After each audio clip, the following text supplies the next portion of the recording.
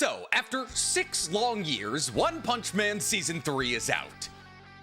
And it's a disaster. One of the most anticipated anime releases in recent years. One of the most popular action anime of all time, and definitely one of the most popular action manga of all time. And its 3rd season adaptation, which is adapting its most important arc, its Monster Association arc, an arc that ran for 6 or 7 years in the manga, is currently being animated in such a way that it makes Way of the House Husband look like Dandadan. So what happened?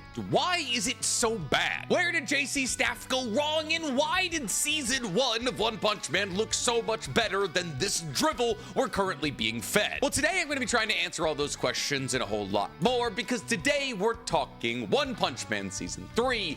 Is it a disgrace? But before we get to screaming about what is one of my favorite mangas of all time being absolutely destroyed by its anime adaptation, please, for me, like this video, subscribe to the page, and hit that noti bell. And if you're looking for one additional Nick video every single week, guys, you can go ahead and find my Naruto reaction series using the 4th wall link in my description below. We are on to Naruto's battle with Kiba. So, it's been 6 full years since the relatively non-impressive 2nd season of One Punch Man, a season of anime that came out in the fall 2019 anime season. You know, when I was still in college, and not even my graduate degree, my undergrad. Over the course of those 6 years since we got our last season of One Punch Man, I've graduated college again with a master's degree, found the love of my life, got a job in biotech that I worked for 16 months, quit that job, moved to a different city with my girlfriend, who I've now lived in 3 different houses with, adopted 2 dogs, bought a house, and been a YouTuber for 4+ years. Yes, it has been that long since we got One Punch Man content. And while I was doing all of those glorious and wonderful things, JC Staff had all of that time to adapt season 3 of One Punch Man. And I don't know if you guys know this, but it doesn't take that long to make 12 episodes of anime. In fact, it doesn't even take that long to make 12 good episodes of anime. Because that's the thing. Not only is One Punch Man season 3 going to be the first One Punch Man season that is not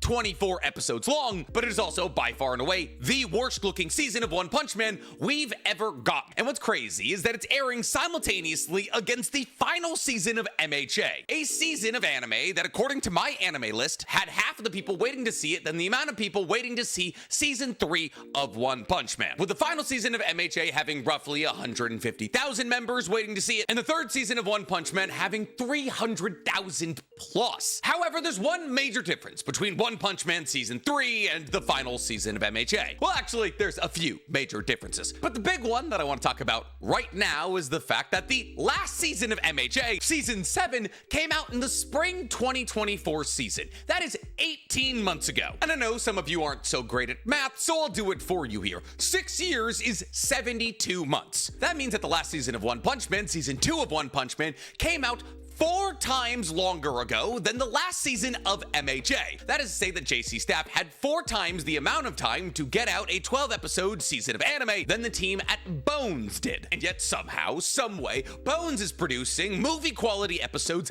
every single week. So how is One Punch Man's 3rd season, which had 4 times more time than Bones had to produce the final season of MHA, producing a show that's closer in animation quality to The Way of the House Husband than MHA? Well, maybe it's because Bones has less to work on than JC Staff. I mean, I'm racking my brain right now, and all I can think about that Bones actually animates is MHA, right? Listen, I'd be lying to you if I said Bones takes on a ton of projects. They don't. Pretty much the only projects of note that Bones works on are MHA, Skate the Infinity, Vigilantes, and Bungo Stray Dogs. Now, they also produce on a couple of other very well-known anime, like Gachiakana. Yeah, they do tend to keep the roster of shows that they're working on at any given moment relatively small, you know, so they can direct their resources towards the projects that matter. In fact, since 2019, the only projects outside of the ones that I just listed that Bones has worked on are Carolyn Tuesday, Eureka's 7 movie, Vanitas, Super Crooks, and their anime original show, Metallic Rouge. But still, since the airing of MHA's last season, season 7, Bones, and more specifically Bones Films, the people who are making this final season of MHA, which is like the film quality subsection of Bones, have produced not only the 1st season of Vigilantes, but also the final MHA movie, all of which looked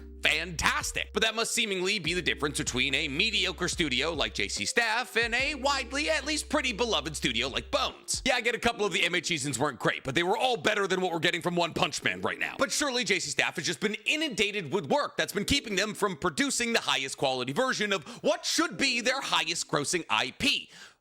right? I mean, maybe One Punch Man isn't even their highest grossing product, which is why they're seemingly not all that worried about it. So let's go over what JC Staff has created since 2019 that's seemingly been taking their attention away from One Punch Man. Well, 15 months ago, they were working on Fairy Tail, because you'll remember when Fairy Tail dropped its 100-year quest arc, right? Yeah, that was JC Staff. But they've also had other massive hits, like Chilling in Another World with my level 2 super cheat powers. No, I didn't make that title up, which they animated in spring 2024. They also animated Tsukimichi Moonlight Fantasy, and oh yeah, a literal laundry list of a bunch of other mediocre to straight up bad isekais. But the real cherry on the top of all of this is that JC Staff are the people that brought you Way of the House Husband, an anime that is by design still images with only their mouths being animated, something that we are currently getting in One Punch Man. But am I being salacious, or has JC Staff actually been working on a ton of anime since 2019? Well, yes, actually, in fact, they have been. By my count, since 2019, when One Punch Man's second season released, JC Staff has released 46. Yes, you're hearing me right. 46 anime. And that's not including the 10 plus TV specials, movies, or OVAs they've also released. Now, this list also includes the anime that they are also airing this season that is not One Punch Man Season 3. An anime called Dad is a Hero, Mom is a Spirit, I'm a Reincarnator, which I, for the sake of science and to up my hating game, watched the first episode of, making me apparently one of the 31,000 people, according to my anime list, who have seen this show. And you know what's crazy? This show has a 4.7 star rating on Crunchyroll. People like it. It's got 3 episodes, and honestly, it's not that bad. It's not for me, but it's not that bad. But this relatively no-name, mediocre fantasy story has an incredibly low 31,000 people ticking that they're watching it this season on my anime list. That means that One Punch Man has at least 10 times more people on my anime list alone waiting to watch it than JC Staff's other simultaneously running within the confines of this season anime. So one would assume if the same studio has 2 anime running in the same season, but one is 10 times more popular than the other and therefore is going to drive in 10 times more profit, that show that is 10 times more popular should be 10 times better. But it is the exact inverse. I literally beg you, sit down and watch 10, 5, 3 minutes of My Dad is a Hero, My Mother is a Spirit, So I'm a Reincarnator, and then watch the exact same amount of time of episode 2 of One Punch Man Season 3 and tell me over the course of those 5 or so minutes you don't realize that One Punch Man Season 3 is 10 times worse than this no-name anime. And the most offensive part about that is that it literally tells us that the massive heaps of anime that JC Staff loads onto its plate every single season does not hinder their ability to turn in at least semi-acceptable anime. Because My Dad is a Hero, My Mom is a Spirit, So I'm a Reincarnator looks at least as good as Season 2 of One Punch Man. Now, that's not a high bar. In fact, many of you would argue it's an exceedingly low bar, but it's an exceedingly low bar that One Punch Man Season 3 bonked off their forehead.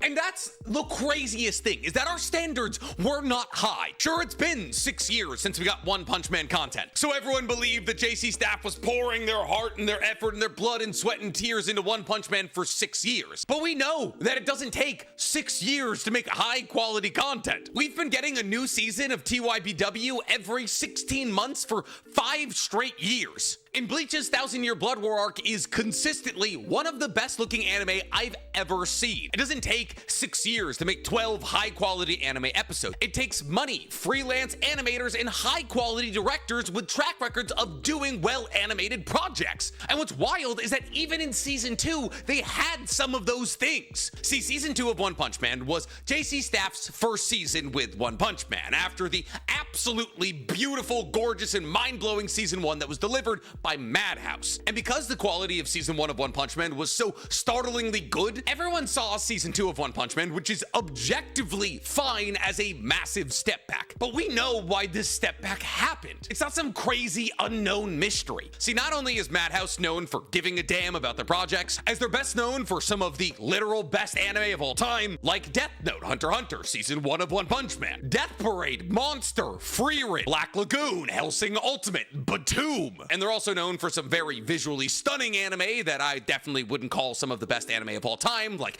Overlord and No Game, No Life. And therefore, Madhouse is known as a cornerstone in the animation community in Japan. Working for them is an honor for a lot of animators. And because Madhouse wanted to be the people to animate season 1 of One Punch Man, and because they put Shingo Matsume as the director of season 1, a man who ran Key Animation, that is to say was the key animator for projects like Naruto Shippuden, FMAB, Gurren Lagann, and Mob Psycho. You know, all really well animated and well directed stories. And thus, because Madhouse is willing to throw a bunch of money at this project, and because an accredited director was attached to the story, Madhouse was able to pull in some of the best freelance animators in all of Japan at a relatively low rate, because they A, wanted to work for this director, B, wanted to work for Madhouse, and C, wanted to work on this IP. And thus, unfortunately, kind of, for One Punch Man, season 1 was an anomaly. A perfect storm of interests from high-level animators, a high-level studio, and a high-level director, all revolving around one of the biggest webcomics to ever exist, One Punch Man. However, unfortunately, when season 1 of One Punch Man blew up and became one of the most popular anime on Earth, the idea of maintaining that level of quality for the entirety of One Punch Man's run, mixed with the sporadic nature of not only the webcomics release, but also the manga's release, made it kind of a scary IP for any studio to try to take over. And thus Madhouse stepped away, and in stepped JC Staff. But here's the thing, JC Staff did the right thing. They replaced Shingo Matsume with Chikara Sakurai, who was not only the animation director for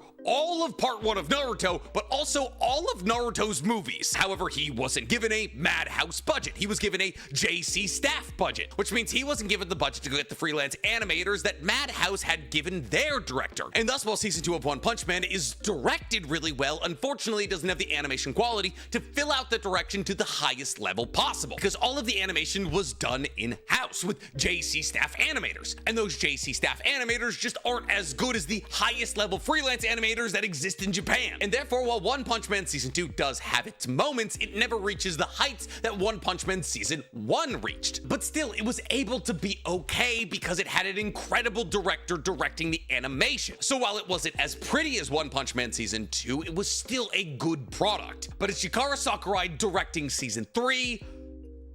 No, that would be Shinpei Nagai, who is best known for, and you're gonna want to sit down while you hear this, directing 1 episode of Psycho Pass, and wait for it, 3 episodes of Food Wars, a JC Staff property, mind you. So what happens when you strip a show of not only 1, but 2 legendary animation directors, replace them with an in-house director who's a relative nobody, and then strip the show of any and all budget? Well, you get season 3 of One Punch Man, an anime currently hurtling its way towards this manga's not only best arc, but also best drawn arc. An arc that features fights like Drive Night versus Psycho Sorochi, which legitimately should be studied for any art student trying to figure out how to shade. It also features scenes like the unveiling of God through Homeless Emperor, and a dozen or so fights between high-level monsters and S-class heroes. You know, the literal highest level of combat that could be featured in One Punch Man. And what are we getting in the lead up to this incredibly anticipated arc? Still frames of conversation that only have the mouth animated, combat that is actually just 3 still frames put back to back to back with speed lines along the side, like when Garo has a knife pulled on him, but then grabs a knife and sticks it to a guy's neck. Yeah, that's just still frames put together rather quickly with none of the actual movement of Garo closing in the distance, snapping the blade, putting the blade to the guy's neck shown. We are simply shown how the situation is set up and how the situation unfolds, with none of the middle story. And not to mention, we are apparently in our Blue Lock era, because JPEGs like Garo walking down to the child that he keeps an eye on are just being slid across grass hills. No, Garo's not walking. No, he's not sliding. We're just taking his still JPEG and sliding it down a hill. And while this being done to any manga would not be great, especially an action-focused manga, this being done to One Punch Man is an insult to manga artists everywhere. It's hard for me to describe just how impressive Yusuke Murata's artwork is, but it's so good that he's literally the only mangaka not pressured by Shonen Jump to release his manga on a weekly, monthly, or quarterly schedule. He just gets to release his manga whenever he wants. He tells Shonen Jump it's coming out this week, and they put it out. I am not hyperbolizing when I say that there are no less than 100 pages of One Punch Man that not only belong in a museum, but also deserve to be studied by art students. And the idea of Yusuke Murata's artwork being bastardized by JC Staff's anime adaptation is infuriating. So then why is it being bastardized? Well, for two reasons, really. Incompetence and greed. See, unfortunately, Season 2 of Blue Lock set a precedent. A ridiculously dangerous and very annoying precedent. Blue Lock is by far and away the most popular sports anime on Earth right now, and one of the most popular anime, period. And it set the precedent that you're able to keep a captive audience of watchers, regardless of how bad the product you turn in is, so long as it is at least watchable and your IP is large enough. See, because Blue Lock Season 2 turned in some of the worst looking anime I've ever seen for 10 and a half episodes. And then for the last 10 minutes of episode 11 and the entirety of episode 12, Bandai Namco decided to show us what Blue Lock could look like if they decided to care. But in reality, what they did was genius, because not only did these last 30 or so minutes of content leave every viewer of Blue Lock Season 2 with a good taste in their mouth, but they also made a calculated decision that enough people would make it to those final episodes and post about those final episodes on social media, talking about how they're the best sports anime content they've ever seen, that the people who dropped Blue Lock in the middle of Season 2 would trudge through the remaining part of Season 2 of Blue Lock so they could get to those incredibly hype moments at the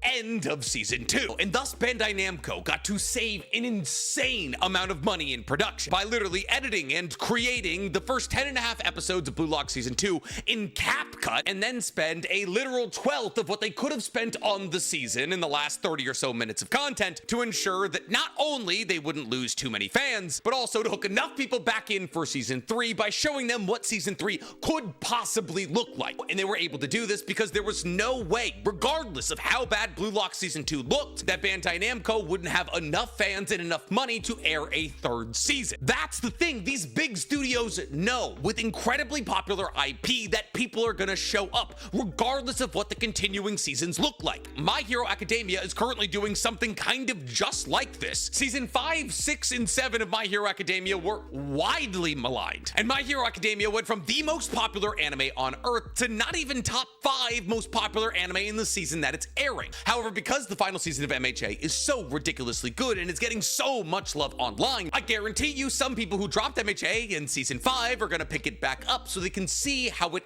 ends. And this is a calculated gamble that big studios are able to take if their IP is popular enough, that in continuing or later seasons they're able to slash the budget comparatively to earlier seasons because they already have their hooks in fans. So you can save money by not bringing in any freelance directors and attaching a no-name director to the story who doesn't come with a big price tag. And you can save money by animating the season incredibly slowly because fans will continue to watch it because the majority of them know that the best arc in the entire story is right around the corner. And hey, listen, maybe next episode will be better. Maybe like Naruto or any long-running show, they're saving budget by not animating the non-important moments. But when we get to the important moments, oh my god, it's gonna be gorgeous. And thus JC Staff makes roughly the same amount of money they were gonna make otherwise, because a fair amount of people still show up to watch the show, but they spent way less. So their margins are vastly improved. But why do this? Why not just produce high-quality anime? If it's high quality, more people will come to watch it and they'll make more money, right? Well, yeah, 100%. However, unfortunately,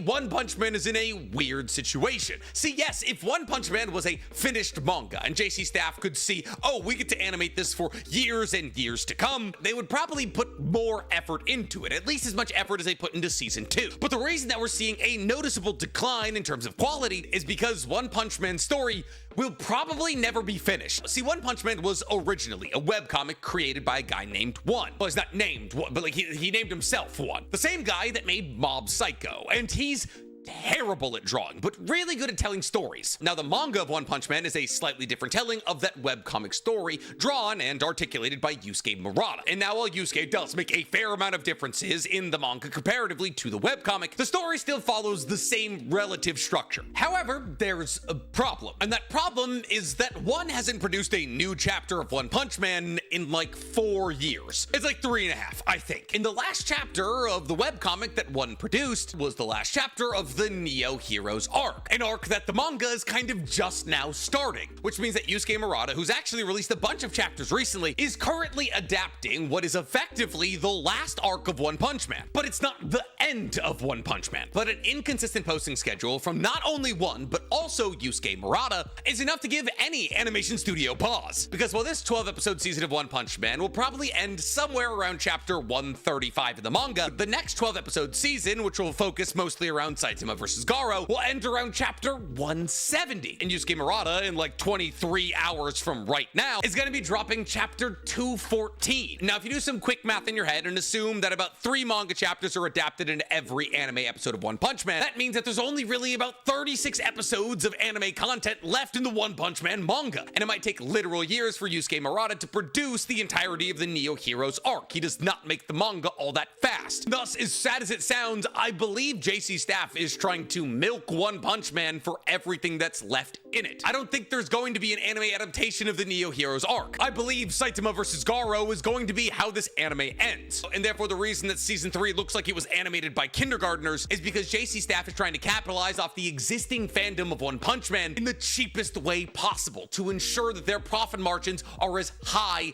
as possible. And thus, if you're holding your breath and hoping that season 3 is gonna start looking good when the fights start, I'd stop doing that, because this IP has very clearly become a cash cow for JC Staff that they're going to bleed dry. Then therefore, I got some bad news for you. If you want to enjoy One Punch Man's story, I'd learn to read, because I'd bet you every single dollar in my bank account that the anime adaptation of the Monster Association arc will be worse than the mangas. So pick up your phone and start flipping. But yeah, I don't know. It sucks. I want to be like indignantly mad and I want to rage against the world, but this is one of my favorite mangas of all time, and I'm just actively watching it get slaughtered for the sake of money. And that's really tough. Like, it sounds so silly because it's such a silly story, and being upset that the anime adaptation of bald guy punches monsters into smithereens isn't as good as you want it to be sounds like the stupidest problem to ever possibly have. But like, this manga does actually mean a lot to me, and it's kind of the first time I've ever had to go through something like this. Like, I think MHA looked fine in those bad seasons. Like, obviously it wasn't as good as the early seasons, it's not as good as the final season, but like, that's a manga that means a lot to me, and I thought it was good enough to watch. I don't care about Blue Lock like at all. I watched it for Otaku's Anonymous, but like, I could skip season 3 and I would sleep fine. I've never really had a manga that I loved to get an absolute butchered anime adaptation to the point where I'm like, oh, I don't really want to watch this anymore. And that sucks. So yeah, usually I say something quirky here, but yeah, nothing quirky coming out. If you're upset about it, I guess tell me in the comments, and while you're down there, do all the other things, you know? I'm gonna go pet my puppies because I give them to other fosters tomorrow, and that's another bittersweet thing. And so yeah, it's good. It's good over here in the Connor Dang household.